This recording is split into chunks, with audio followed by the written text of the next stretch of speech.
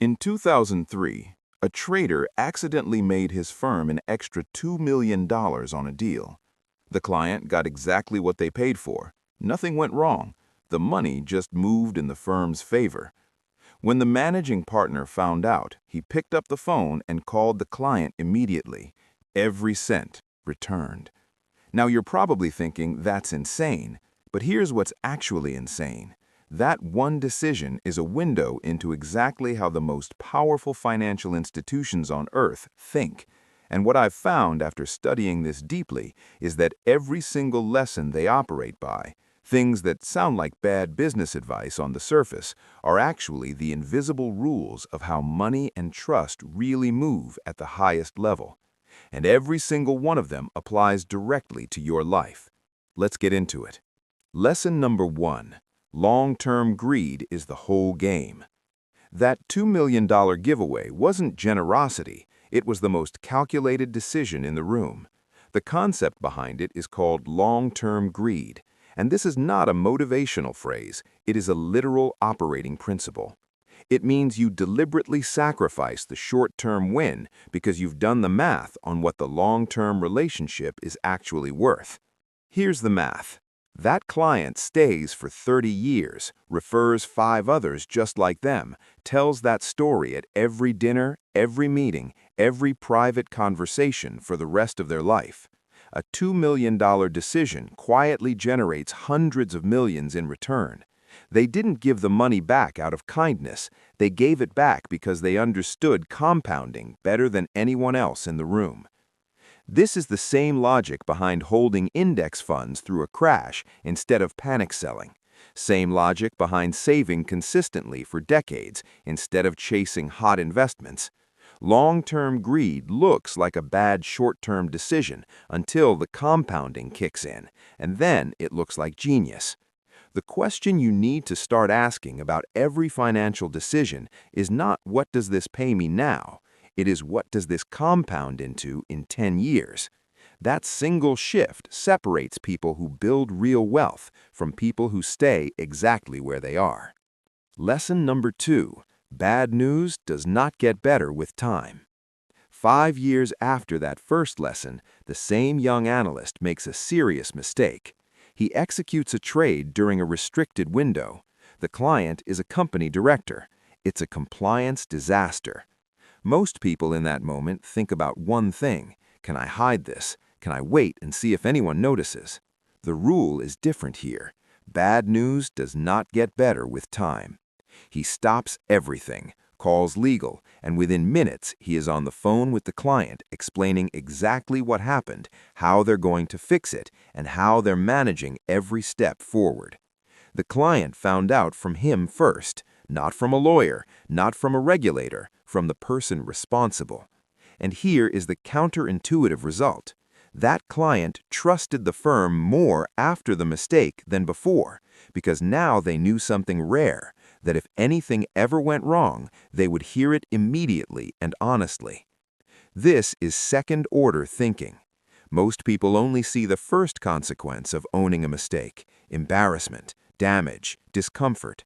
They never see the second consequence, the deep, durable trust you build by being the person who tells the truth even when it costs them something. Apply this everywhere, at work, with clients, with partners.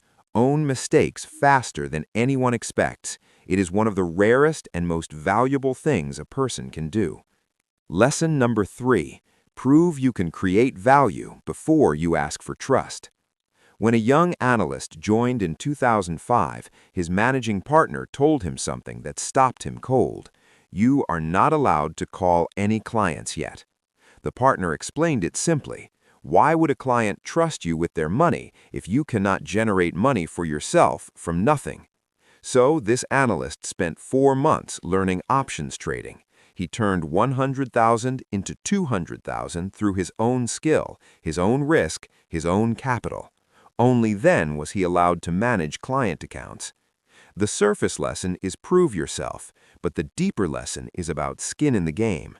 Once you have personally built something from nothing, you approach every financial conversation from a completely different place. You are not selling, you are not desperate. You are operating from genuine experience, and people feel that difference immediately. This applies directly to you. Before you give anyone advice, earn the real experience behind it. Before you invest someone else's trust, invest your own time, your own money, your own effort. Theory is forgettable. Real experience is permanent. Lesson number 4. Build a framework. Kill the emotion. Here is a real case study. A tech founder sells his company for $900 million. After taxes, he has $450 million in liquid cash. He wants to preserve it, generate income, and set his family up for generations.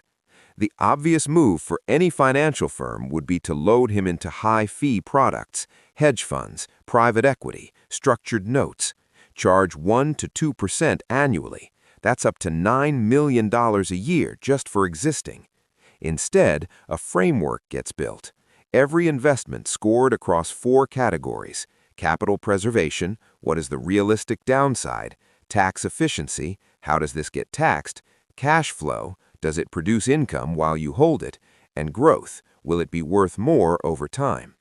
The result is 60% in boring index funds, 20% in tax-efficient bonds, 15% in real estate, 5% in alternatives.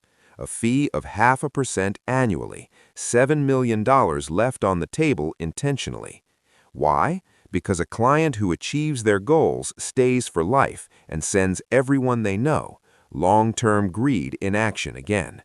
Use this same 4-question framework on every investment you consider. Score it honestly. If it fails more than 2 categories, walk away, no matter how exciting it sounds. Lesson number 5. Your environment is doing more than you think. Here is how the culture sustains itself without anyone managing it. Every person hired is already exceptional.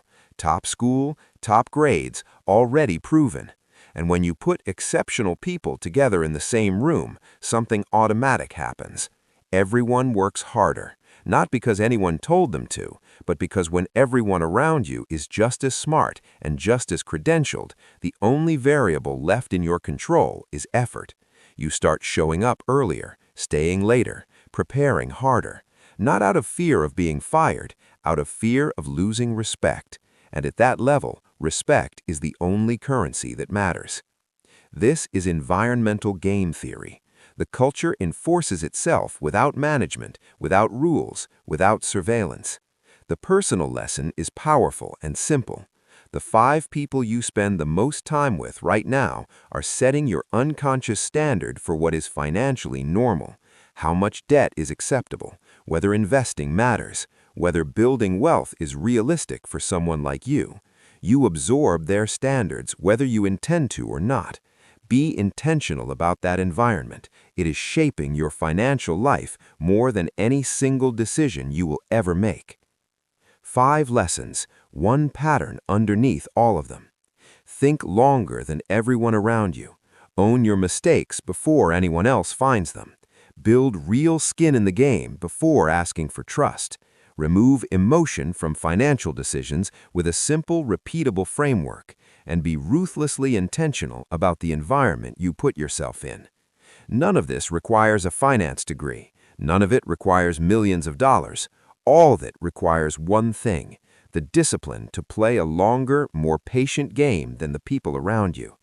Most people are optimizing for this month. The people who build serious wealth are optimizing for the next 20 years. They think in second-order effects. They ask, what does this decision unlock 10 years from now, not what does this pay me next month. That shift in time horizon is not a tactic, it is the entire game. And the beautiful part? Most people will never make it, which means the moment you do, you're already ahead.